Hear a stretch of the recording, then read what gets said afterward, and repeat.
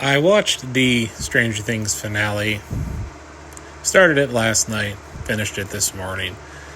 New Year's festivities ran long, and I got to the point where Eleven had to make her choice, and she did. And then I went to bed knowing that we were going to have a Return of the King kind of scenario where it was just wrapping up all of the loose ends for the respective characters. A lot of critics have pointed out that with Stranger Things, it has grown too big to satisfy its rabid fan base, and I agree. It seems that with any mainstream blockbuster IP, you have a situation where it grows, the expectations get heightened, and in this case, the considerable production delay and all the variables that came with it, leaving it to the viewer and everyone else to try to temper their expectations, especially with all that's been teased over the coming seasons. So, what did I take away from it? I liked it. And now this is a spoiler-ridden review, so spoiler. The reveal that Vecna was hiding inside the dormant remains of the Mind Flayer. It was a nice reveal. For me, seeing the wide shots and the close-ups of it made me think of something from the English occult history, the Hand of Glory, and I thought it was an appropriate visual metaphor to herald the coming darkness. Now, it was an inverted spider, which many people have pointed out was very reminiscent of the mechanical spider from Wild Wild West. Now, I'll admit, Wild Wild West was a favorite movie of my childhood, one of my mainstays, and now as a seasoned film viewer, critic, and filmmaker, and what have you, I look back on it, it had some cool moments. I liked it. It's dumb fun. And it was. Now, I know some professional D&D players have discounted one of the obvious criticisms of the final battle with the Mind Flayer, that, they were able to pepper away it with machine guns and small arms, and it was supposed to be this great cosmic power. But one of the, I think it was on Reddit, somebody said, hey, sometimes when you play a game, everybody rolls 20s. It's rare, but it happens. For me, it was a nice storytelling precedent because it had the small group against the larger Leviathan and the internal struggles that are being done with the psychic warfare. It was satisfying and wasn't great. I mean, going into this, season 4 for me was the best of the entire show just because of how much it leaned into the small scope horror films of my youth. As somebody better than myself said, it was the best Nightmare on Elm Street sequel we never got.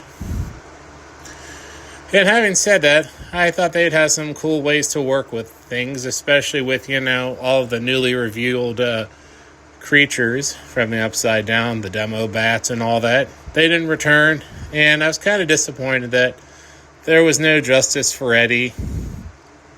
That was one of the main points of contention where I knew they weren't going to go for the cast route. That would have been too obvious. And they wanted to try to have some kind of subversion. But I digress.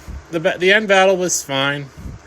Now, one of the main criticisms that follows off it is the military just waving the magical wand and forgetting everything happened. You kind of had to have that. Ending the show with people getting charged with, attacking armed... Well, sorry, let me rephrase that. Attacking U.S. soldiers, killing them, and all the stuff that went wrong on both sides. It would have been a political embarrassment for the U.S. military, as well as everybody involved. So them just trying to pretend nothing ever happened, it checks out.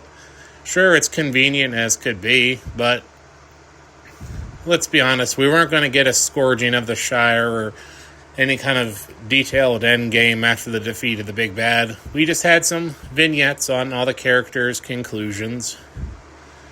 And some of them were satisfying. I enjoyed what happened to our main high school cast. Hopper and Joyce, it was solid. They finally got that date at Enzo's. And I like the idea of him wanting to move. Especially when, it goes back to the thesis of how people get so changed by events that nothing will be same to them in the place where they lived for so long. It goes back to, one of the earlier precedents for me, I would say, is the Lord of the Rings with Frodo and the Grey Havens. But for a lot of our cast, it kind of echoed that sentiment. And I imagine there's probably some connection with the hero's journey or some other precedent that I'm totally ignorant of and forgetting at this point on running low on coffee fumes. But you look at what they had, 2 hours to try to wrap all this up, and it was good. Now, I understand why they made Henry beyond rehabilitation to try to restore some agency with his decisions and the symbiosis with the Mind Flayer. I disagree with how the online chatter embraced it, that some people are beyond salvation and redemption, and that the best way to do is to destroy them, especially with today's charged political rhetoric. I fully disagreed with that. I don't think the Duffer Brothers are trying to encourage violence of those who can't be fixed, but it was one of those cases of where the wrong moral was going to be taken either way. But whenever I do my fiction, I try to give the characters some chances of rehabilitation and forgiveness, just because we live in dark days, and I'm not trying to go for sympathetic villains, which is often the thing where we've gone so far off the course with our moral compasses that we make the villains sympathetic and make the heroes tragic and flawed and broken. But what I'm just trying to say is I do believe that there is a potential for redemption, and they showed it with Vecna's final encounters. He kept doubling down, leaving them no choice, and it checked out. But it was just an unintended side effect that kind of bugged me, and there really wasn't a organized way for me to slide this into my sprawling, nebulous thesis. But so, in conclusion, what I look at this is that we had 2 hours to wrap it all up, and I think part of the frustration came from the production delays, but also the release delays, because I had a feeling that if they had bundled the episodes differently, maybe the perspective and reactions would have been different. I don't know. I'm not arrogant enough to say that someone online posted about if you did it as in bundles of 2 episodes, it would work better. I don't know. It'd be an interesting experiment to look at on paper, and maybe found some people who hadn't seen it to try. But I enjoyed it, and it was one of those cases of where they tried to give everyone a happy ending, and to varying degrees. I mean, was Mike really happy at the end? But I think him being at peace, knowing that 11 did make it out, but, ... I do appreciate the ambiguity the brothers put into it, where it could be either a literal fake out on 11's end, or could just be something Mike made up to tell himself his comfort food.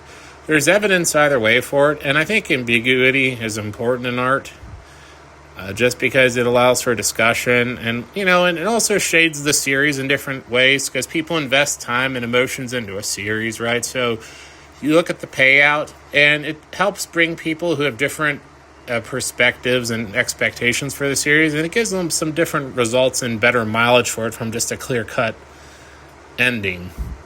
David Lynch related once that there is a violence in answering all the questions on a film whenever he was being pressed for explaining some of the motifs or elements of his films. He's like, well, the film does the talking, and I think this case, the 2-hour finale did.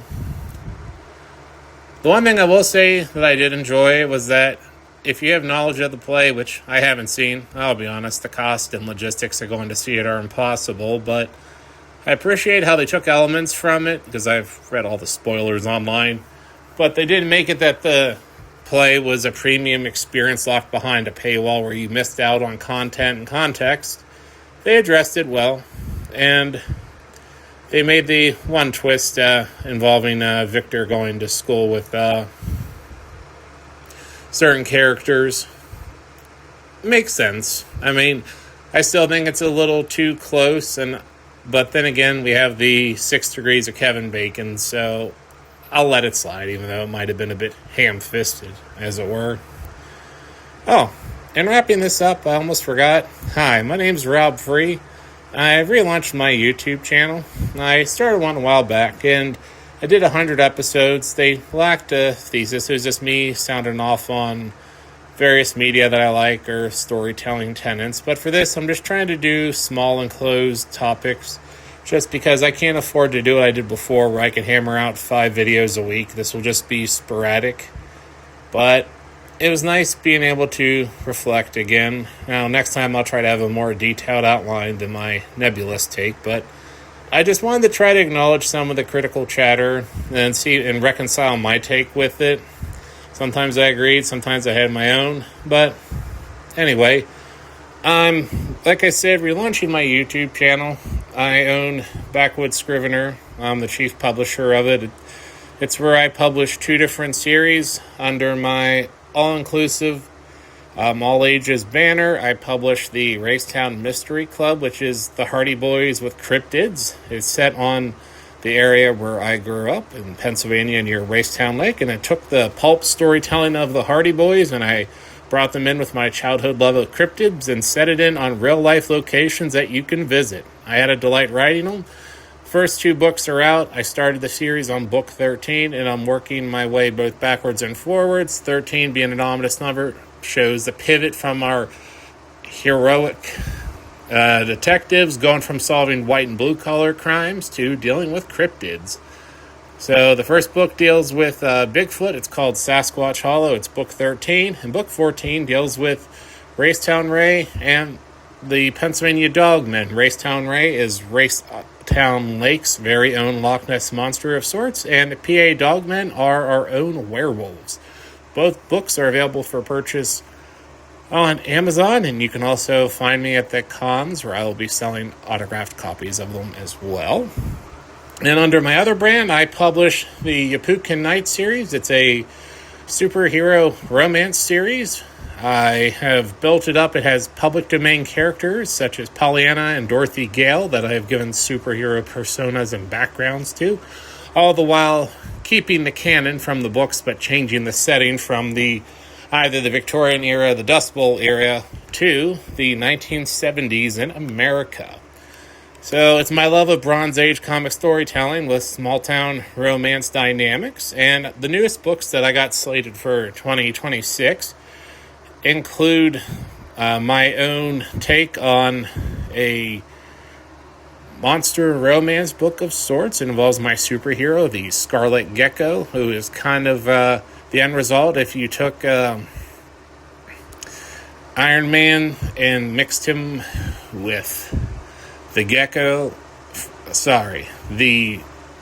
Oh my gosh, I am having a moment here. I'm just looking at the fire and I'm trying to remember what I was going to say. Oh yeah, if you took the best parts of Tony Stark and Bruce Wayne and mixed them with both the Venom symbiote and the Lizard from Spider-Man, you end up with the Scarlet Gecko, a man who can transform into a 6'4" supercharged gecko who fights crime in my fictionalized version of Los Angeles. That's coming out, and it's going to be in the spring. I have an Untitled project slated for late summer. The premise is what happens when a superhero vacation spot gets besieged by cosmic forces. And I also have my killer remake and reinvention and retake. I like that. Reinvention of Nosferatu. It's set in 1940s France, and I have it slated for winter publication. Now, I have a backlog of 25 books on my computer, so if I get these 3 out this year, it will be a godsend. So the books will be published on Amazon and brought with me to cons. You'll hear more about them on this channel. So I hope you're doing well, and I will check back in on the next topic. Thank you.